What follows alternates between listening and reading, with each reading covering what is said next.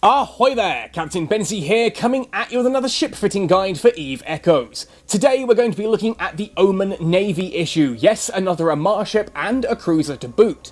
Now this is kind of meant as a follow-up to the how to get started with the Omen trainer video. I know it's been a fair while since we've done that one, and a lot of people have been asking for the Navy issue for a while. I've finally had an alt trained up with enough skills to start showcasing the Fleet and Navy issue versions of the cruisers, so do expect a few more of those.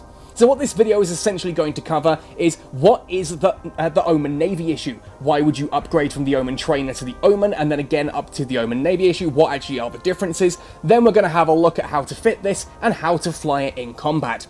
Now, if you do enjoy this video, let me know by hitting like on it, subscribe to the channel for all things Eve Echoes, ding that notification bell so that you never miss an upload, and let me know what topics you want to see covered in future videos. If it's a particular ship, do be aware that yes, now I am capable of showcasing cruisers and battle cruisers alongside frigates, and I am currently working on a destroyer specific alt as well in order to showcase those, so fingers crossed I might be able to get them out that little bit faster.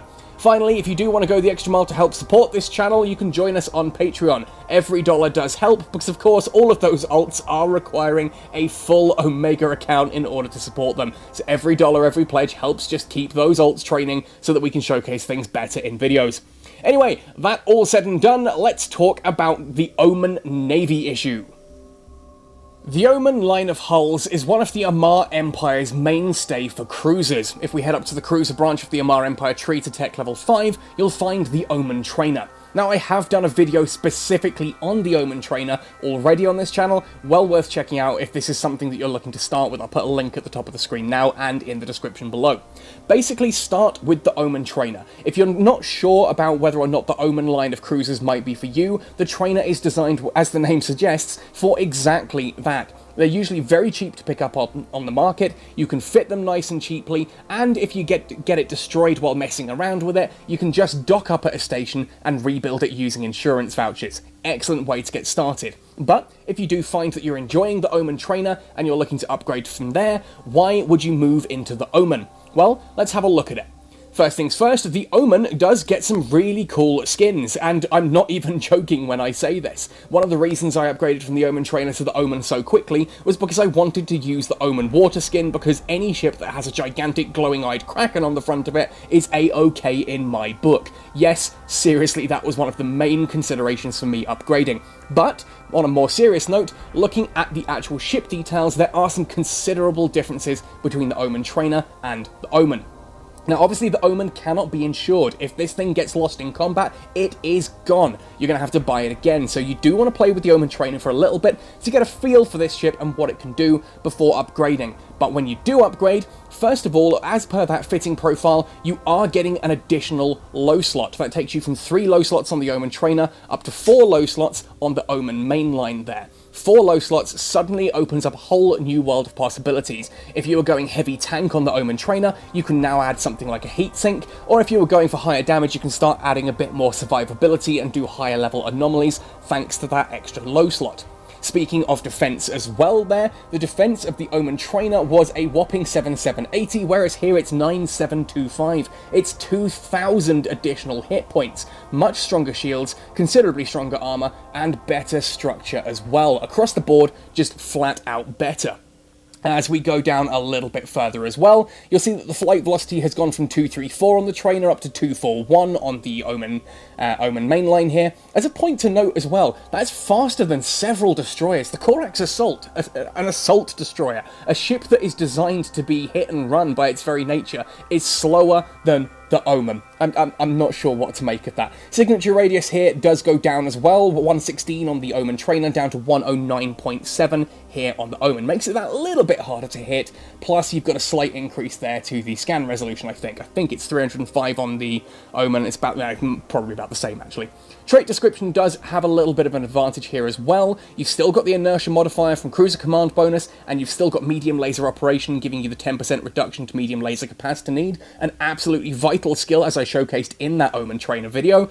simply because that capacitor need, the lasers really can chew through your capacitor. Having medium laser operation trained all the way up, even to just level 4, it really helps to bring that capacitor need down, making your ship a lot more capacitor stable. What you do get here as a bonus on the Omen is an additional 3% reduction to the laser activation time per level, meaning if you've got medium laser operation all the way up at level 5, that is an additional 15% faster firing lasers, extra damage per second. Straight up, the Omen is a flat-out upgrade across the board, but it's not as minor as you might think. The defense alone means you can suddenly go from doing like tier 5 anomalies all the way up to pretty much being able to clear tier 7s. Certainly the DPS there really helps clear things faster as well. It's just flat-out a better ship. Then we go from the Omen to the Omen Navy Issue. This is suddenly a tech level 6 ship, so you do need to be tech level 6 before you can start flying this one. Looking at its attributes and fittings, the first thing that should become immediately obvious is the additional top slot. An additional high slot means an additional turret, and going from 4 turrets up to 5 is a flat-out 25% increase to your DPS. If you imagine that you've got 4 turrets doing 100 damage each, that's 400 damage. That if you now have 5 of those same turrets doing 100 damage each, you've gone up to 500 damage. That is a massive increase. Obviously DPS doesn't showcase at 100, but it's just to showcase the maths. Defensively speaking as well, 12,361 is a humongous jump. That's nearly 3,000 extra hit points this time around. That is more than 5,000 more than the Omen Trainer has. The shield here is fairly considerable, nearly 3,000 on shield, almost 4,000 on armor, and just over 3,000 on structure. The Omen Navy Issue is not as tanky as something like the Mala, but is still a very tanky ship for this kind of cruiser. It's a combat cruiser for sure, but it still can take a fair amount of punishment. That's one of the advantages of it being an Amar ship, and definitely with that armor, it is an armor tank. You'd want to go using things like armor repairers, as we'll see later. Now, I am going to put an addendum in here. If you're using the Omen Navy Issue as a way of sort of propping yourself up before you go for something like, say, a Phantasm, because obviously the Phantasm is a shield tank, do you really want to be training into armor skills? Well, no. And if you do train into shield tanking skills because the Phantasm is your end goal, then you can probably get away with tanking the Omen Navy Issue with shield tank modules as well. When it comes to the fitting section, just swap out the armor tank modules that I fit there for shield tank variants. You are going to need to be careful about which anomalies you go for. I would stop doing Amar anomalies at that point simply because the resistances and the size of that shield doesn't really support it, but it can be done. It's not as bad as most people think. You can get away with it in Echoes. The people who tell you that no, you're mad for putting shields on an Amar ship are probably EVE veterans, myself included. I thought it was mad at first, but I have tried it and it genuinely does work. It's not as good as armor tanking, but it can be supportive, and if you don't want to train armor skills because you're going into the Phantasm, it's well worth doing. Looking at the rest of the stats here, that signature radius drops down to 99.7. That is now only just bigger than most destroyers, which is actually quite a considerable feather in the Omen Navy Issue's cap, especially when you combine that with a flight velocity of 257 meters per second. Again, to talk about how crazy that flight velocity is, the Talwar Assault, again a Minmatar ship which is designed for speed, and a hit-and-run destroyer at that, only has 258 meters per second in flight velocity. I'm not sure if that means that the Omen Navy Issue is too fast, or if that means that the Talwar Assault isn't fast enough, but either way, that is a crazy little comparison to make. This is a nippy little ship for a ship of its size, at least. Scan resolution of 308, a little bit higher on the scan res, and it gets bonuses to that as well. Basically, the Omen Navy Issue is faster, harder to hit, and packs much more of a punch, and can take more of a beating as well, considerably. Looking at the skills here, you'll see that on Advanced Medium Laser Operation, we've gone from a 3% medium laser activation time reduction only to a 2% this time, so it's 15% in total, down to 10% in total. But do remember that's now running on Advanced Medium Laser Operation. You've already trained all of Medium Laser Operation up to 5, and Medium Laser Upgrade probably up to 5 as well. You're now looking to go into these, so you've got the benefits of those skills naked, plus you've got a 5th turret. You've already got that additional 25% DPS, so having a slightly worse skill just means that that DPS doesn't absolutely skyrocket through the stratosphere. It's still a significant increase, it's just not ludicrous. A cruiser command then gives you an increase this time rather than just the 5% inertia modifier, obviously capping at 25%, which makes this thing even nippier. You get the bonuses there to scan resolution and to sensor strength, meaning it locks on surprisingly quickly for a cruiser, especially against those faster, smaller moving targets like frigates and destroyers. This just overall makes the Omen Navy Issue an absolutely terrifying prospect to face, and I'm going to showcase in this video exactly how we can get this to start using Tier 7 anomalies and making Tier 7 anomalies look like a piece of cake. You can go all the way up to Tier 8s on this thing. Seriously, it's great fun, worth trying, but let's look at how to fit it. For this video, I wanted to give a massive thank you and shout out to Fort Mana, who is one of the Catskill Cartel's most prominent cruiser ship builders, for supplying this Omen Navy issue and making this video possible. I know it's been a long time coming, folks, thank you for your patience, but as a special thank you and reward, this particular ship you see on screen now, with all the fittings, and when I say all the fittings, I mean both this fit and the second fit that I'll be showcasing later in this video, will be up for auction at the end of this video on the Catskill Cartel Discord. So if you're watching this, if you're one of the notification crew watching this, get onto the Discord at the end of the video and start placing your bids in that auction if you want to own this ship. Anyway, so there are two fittings that I'm going to be showcasing. The first is, of course, my usual playstyle of going for a longer range fit. In this case, that means we're going to be using beam lasers, medium beam lasers, filling out those high slots. I've gone for crossbows here because they're the metal level 5, fairly cheap on the market, nice and easy to grab a full complement of 5 of those quickly and effectively, fit those to the ship, and they've got pretty good DPS there, 48.94 to start with. Now, the reason I've gone for these is, of course, their range. Now, with the rest of this fit active, you can see there that is an optimal range of 26.63 kilometers and an accuracy fall-off of 10.24. So 26 kilometers optimal range with an accuracy of 10. That means we're at 50% effectiveness at 36 kilometers away, and we can actually be shooting over 45 kilometers and still able to apply damage. For a laser ship, that is huge. And as I said, the damage isn't bad at all. The only downside to these is that tracking speed, 17.65, means that if anything does happen to get a little bit too close for comfort or is fast moving in an orbit, it can be problematic. That, of course, dictates our mid-slots. I've gone for 3 Mark 5 stasis Webifiers here. I'm only tech level 6, so I can't fit Mark 7s, and I didn't have enough interruptives to fit to this one. What these allow us to do is, of course, anything that happens to get too close for comfort gets webbed. Once it's webbed, we can start shooting it. Whether that's a case of if someone's using a drone ship, for example, I can webify 3 of their drones and keep those drones at range. If it's one particularly fast-moving ship, like, for example, we're going into a dead space anomaly and fighting something with Drumiels, I can apply 2, if not 3 of these webifiers and stack those effects. Obviously, the first one applies about 50% flight velocity adjustment, so halves their speed. The second one then halves the remaining speed, takes it down to 25%. The third one then would take it down to about 12%. That's a very slow-moving Drumiel at that point, which is much easier to hit. And of course, if anything is that close, a Mark 5 Infiltrator is going to be next on the list for punching that thing in the face. I've gone for Infiltrators here because we're leaning into that kind of Amar electromagnetic laser theme. This means against shield tanks like, for example, Kaldari or Minmatar ships, most Minmatar ships at least, this cuts through their shields ridiculously quickly. For the low slots here then, the first and foremost, leaning into that extra range, is a Marketeer tracking computer. These do have a very large power grid requirement, a astonishingly large power grid requirement, but what they do is give us a 16% increase to optimal range and fall-off, which allows us to get those ranges we saw earlier, and a tracking speed bonus there of 11.24% as well. That's just for having the Marketeer tracking computer fitted to the ship.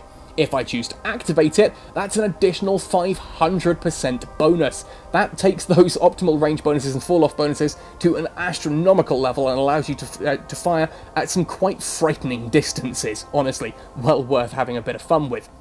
Now, in order to work with this before, you've heard me talk about kiting builds, so obviously maintaining your range is an important part, so some kind of propulsion system is pretty much a necessity here. A Smuggler medium afterburner is what I've gone for here. Needs to be a medium afterburner, no point putting a small on a cruiser, it doesn't do anything. This allows us just to keep a little bit of range and a little bit of distance away from our target if anything does get too close, and at the end of the mission or the battle or whatever, it allows us to move around that little bit faster in order to loot. And remember, the Omen Navy Issue moves as fast as most assault destroyers do, so yeah, there's that. because these are the beam lasers, and beam lasers do have a little bit less damage than the others, I've gone for a basic heatsink here just to kick that damage up a little bit higher. That allows us to get those damage numbers we're seeing. That is cold, and again, you can activate it for an 8.03% bonus, and you get the activation time adjustment increase there as well, so things do shoot faster and do more damage. A massive increase to DPS if you need to kill something ridiculously quickly. Again, if something gets a little bit too close, you can webify it, put the drone on it, activate the computer and the heatsink, and suddenly you've got massive tracking, massive damage, and it's not moving particularly fast. You can just absolutely obliterate anything. The final slot then is, of course, a Gorget medium armor repairer. Yes, I got a medium one on an Amar Cruiser this time. If you've watched the Mala video, it was a mistake. Please let me get over it now. Yes, I accidentally fitted small armor repairers to the Mala. Here, I've fixed that mistake. We are using a medium armor repairer. But in my defense, all I saw was that icon and Gorget armor repairer. I missed the medium and the small. Don't make that mistake. Always fit a medium. Anyway, that is the basic fit there. That medium armor repairer, if we're at the ranges where we should be, then ultimately we shouldn't be taking that much damage. Range tanking is very much a thing. You take less damage the further away you are, which means that armor repairer doesn't actually do all that much. Now for the rigs here, we've got a Laser Collision Accelerator 1, that's giving a 12.5% increase to the laser damage, and we've got a Laser Burst Aerator, which means that those lasers are firing 7.5% faster than they would be otherwise. We haven't gone for two of the same, because again, that penalty would mean that they're not quite as good. 2 Laser Burst Aerators doesn't give you a 15% reduction, it works out less than that. So the best way to do it is 1 collision and 1 burst. If you've got 3 slots, 1 collision and 2 burst is usually the best option. We don't have 3 slots though, we've only got 2. Now the low slots here so far are an auxiliary thruster prototype, and the other one is empty simply because I didn't have any rigs available. Obviously that's going to have to come off when we do auction this as well, because you can't trade it with that on there, but I would go for the auxiliary thrusters simply because you get that flight velocity adjustment, which does lean into the Omen Navy Issue's ridiculous speed. Makes it move that little bit faster. We don't need to worry about things like the inertia modifier, just the flat speed. Now the second rig I would go for here, if I had one available and they weren't ridiculously expensive on the market to buy, would be the capacitor capacity rig. Bigger capacitor means longer time to drain. Also, the bigger your capacitor is, the higher the gigajoule per second recharge rate actually gets as you start reaching peak. Works really well. Now you'll see this isn't capacitor stable. 2 minutes 22 seconds is your expected capacitor time, but that's with everything running. That's with all of your weapons firing, all 3 of the webifiers running, the armor repairer, the marketeer, tracking computer, the gyro stabilizer, and the afterburner all going at once. You'll never have all of those going at once. Simply not possible. You should be maintaining enough range that you don't need the armor repairer on at all times, and obviously things like the gyro stabilizer and the tracking computer, you only activate those when needed as well, which means this actually maintains pretty good capacitor stability on the battlefield. Now the second build that I'm going to showcase, and my personal favourite playstyle for using the Omen Navy issue, is a Captain Benzie special, up close and personal brawler build. This means that the high slot here we have, of course, swapped for Joust medium pulse lasers. Again, this build you're seeing on screen here is included in the auction, so do get over and start placing your bids afterwards. Oh God, I sound like a car salesman. Anyway, we've swapped out here for the medium pulse lasers. This is just so we get that extra damage, extra high DPS. This is all about killing things nice and quickly. You can see that DPS has increased here per turret up to 59.43, but the trade-off of that is the optimal range and the accuracy fall-off. Those have dropped down to 13.23 and an accuracy fall-off of 5.6, which means theoretically you can get damage at about 23-24 kilometers, but you're going to be better around the 14 to 16 kilometer margin, really. That's absolutely fine. We're building around that weakness, and we can handle that. Good tracking speed though, 45.83, but we still will account for that as well in a moment. Now, if we're going to be up close and personal, then yes, we're probably going to be taking an awful lot of damage. That means we've still got that Gorget medium armor repairer fitted, but we've swapped out into a Pilfer adaptive armor hardener. By having this thing running, that's an additional 19% increase to the armor damage resistances across the board. Higher armor damage resistance means a lower amount of damage taken, means that your repairers don't need to work as hard as they would otherwise. Otherwise, for the low slots, we've still got the heat sink, because we want to be able to kill things quickly. The faster something dies, the less damage it deals to us. And we've got the afterburner, so we can move from target to target nice and quickly also.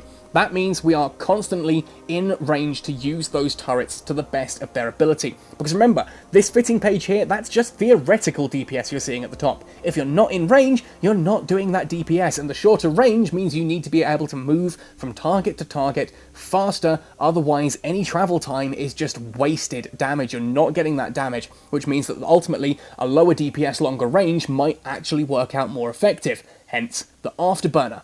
Now, because we've got a lot of modules there that are going to be running at all times, yes, we've gone for 2 up here medium energy Nosferatus. Even if I take these off though, we've still got about 5 minutes of capacitor time standard. With 1 of these active, that takes us up to about 9.5 minutes. With 2 of them active, we do reach capacitor stability, and you'll see how we work that later. A Stasis Webifier takes the 3rd of the mid slots there.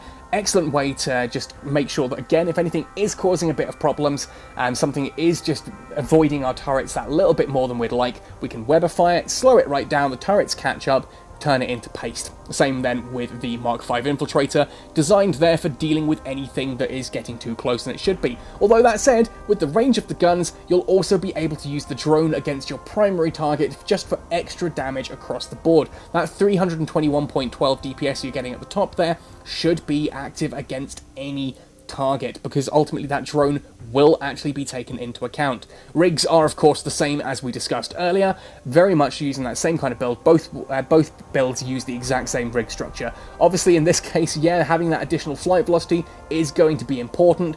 Don't worry about the inertia modifier, the ship is good enough to hold the orbit at the levels it needs to, so stick with the same rigs that I mentioned earlier. To showcase this one, I'm jumping into Rogue Combat Drone Advanced, which is a tech level 7 encounter, and I've done so at a distance of about 15 kilometers, far enough away that I can actually examine the situation, lock onto everything and figure out what I'm going for, close enough that it doesn't take me an age to actually get into range. Now what I do here is I'm going to go straight for that drone Myrmidon, start orbiting that, and apply the 2 Nosferatus. This means that whilst the rest of this combat is ongoing, I'm forever draining from that Myrmidon. I'm orbiting closely enough that I shouldn't be taking too much damage from it, but I can use it basically as a constant support source of capacitor. I then activate the Webifier and the turrets here, and I'm going to shoot that drone Algos down first. Obviously, go with the smaller targets first. They are going to be problematic if they get too close. The Webifier, plus the tracking speed on these pulse turrets, is enough to pull that down really quite quickly. And oops, I completely forgot about the drone, so let's send that one out onto the Thorax. You'll see that both the Algos and the Thorax were in range of those pulses, even though I'm orbiting the Myrmidon. I don't actually need to keep orbiting each new target. I can orbit the Myrmidon, drain that with the Nosferatus, and focus on killing everything else. Yeah, it takes a bit of time to get through the armor here. Obviously, laser's not overly great against armor, but still high enough damage that it will cut through it quite nicely. Just obviously better against shields, really. But hey, I'm just showcasing here that it doesn't have to be against shield tanks. And you can see I'm not even taking that much damage to my own shields. You can see I'm a, 71% shield currently. That's not a lot of damage at all, especially since this isn't a Mars ship. I'm armor tanking this, not shield tanking. So not much damage at all. I haven't even needed to consider turning on any of my armor tank yet, but let's pull that Thorax down piece by piece. And the drone obviously whizzing around doing its thing too. That's what the little 55 damage there is. Not bad damage at all. I mean, considering that that's got an EM resist of, what, 60% on the armor, I think? Something like that, I can't remember off the top of my head. It means only 60% of that damage ultimately is getting through, so let's reset the orbit, get a little bit of extra range here. Oh, taking quite a bit of damage here, because suddenly I'm moving at a 0 angular velocity in a straight line away. Should have probably manually piloted that, but oh well, I kind of almost want to get down into armor, just to showcase how that actually all works effectively. But you see, we're pulling that Myrmidon down piece by piece by piece as well. 15 kilometers, 14 kilometers, maintains the orbit quite nicely, and you can see with the Afterburner active, I'm still actually orbiting at nearly 800 meters per second. That's a cruiser. That's a cruiser doing 800 meters per second. I swear there are frigates that don't move that quickly. Definitely destroyers that don't move that fast, but there we go. Anyway, so we can continue slowly taking out this drone Myrmidon. Myrmidon's obviously very, very tanky ship. A lot of health there to eat through. Getting there slowly. Some nice heavy hits of about 800 damage per swipe. There we are, 711. Yeah, 711. And 67 from the drone. So, you know, it takes its time. We should probably use the gyro stabilizer, the heat sink, but I'd rather save that ready for the next wave so I can start getting the number of ships down quickly. especially since obviously there are going to be frigates or destroyers in that new wave. So I'm just going to keep orbiting. Pull that Myrmidon down. Oh, who made Myrmidon so tanky? There we go, about a third of the hull left. Couple more volleys, what, three more volleys should do it? 2 more after this. Let's move in a little bit closer. 1 more hit, or the drone should finish that off. There we go, next wave incoming. Gonna hit that lock-on button, lock onto everything, pick my target again. Myrmidon? 5-6 kilometers. Oh, it's done it on the thorax. Fine, we'll orbit the thorax and apply the Nosferatus to that. Start shooting through to that Algos again. Again, drone goes out, the lasers go out. Once it's in range, we'll webify it. There we go. Webifying just helps. It's not 100% necessary. I would always fit one, though, especially on a cruiser like this. If someone jumps into a combat anomaly that you're doing, not an encounter, people can't jump into encounters yet unless you invite them. But if you're in a combat anomaly doing this kind of thing, you do want to have a webifier just in case someone comes in there and starts a fight with you. Even if it's just to keep a drone at range is always useful. Onto the thorax. No, didn't want to do that. Start firing instead onto the Myrmidon there. Oops. Oh, well. Should we let the drone just do its thing on the thorax? Yeah, the drone can just damage the thorax. Screw it. We'll shoot the Myrmidon. Activate that heatsink. I keep forgetting I've got that on this build. But it does actually rather dramatically increase the damage, as you can see there. 1,162, 824. Nice fast DPS as well. It looks like we're finally about to come out of shield. So let's activate that armor hardener. Don't need to activate the armor repairer yet. I'll wait until I've taken a little bit of damage first, and then we can start cycling that. 96% armor. Should I? Yeah, go on. Let's just do 1 repair cycle there. See, that should top it up, so cancel that. 94%, yep, easily up to 100%, awesome. So I can just activate that once I hit about 95%, I might even let it go down to 90% next time, and then activate the armor hardener for 1 activation just to top up when I need it. And that's the power of this build, ultimately. You just kind of, who cares that you're not really capacitor stable? I mean, I am in this case, because I've got the thorax currently feeding me via the 2 Nosferatus. But ultimately, even if I wasn't, you barely have to activate these at all. This is a tier 7 anomaly. Once you get into the tier 8 anomalies, yeah, things get a little bit tougher. You do have to have things running a bit more frequently, which is why we've got the 2 Nosferatus to keep us completely capacitor stable. But, as you can see, it kind of works. It does everything we need it to. Anyway, folks, I think I have kind of proved the point I wanted to make here about how awesome the Omen Navy Issue can be as a ship. 2 different builds that you can use there with it. I do actually, in this case, prefer the Pulse build, just for that extra damage and the thrill of being right up in your opponent's grill and punching them. It feels like a frigate kind of playstyle, so, you know, that's how we're going to do it. Anyway, folks, thank you ever so much for watching right the way to the end on this one. Let me know how you fit your Omen, if this is a ship that you use, if you've used it in the past. What do you think of it? What was your path up to it? What kind of crazy stuff have you done in it? And of course, if you're on Twitter, take a screenshot, put the hashtag CSKL. I love to see your screenshots of the different ships you're using. Otherwise, thanks for watching, folks, happy sailing, and see you in New Eden!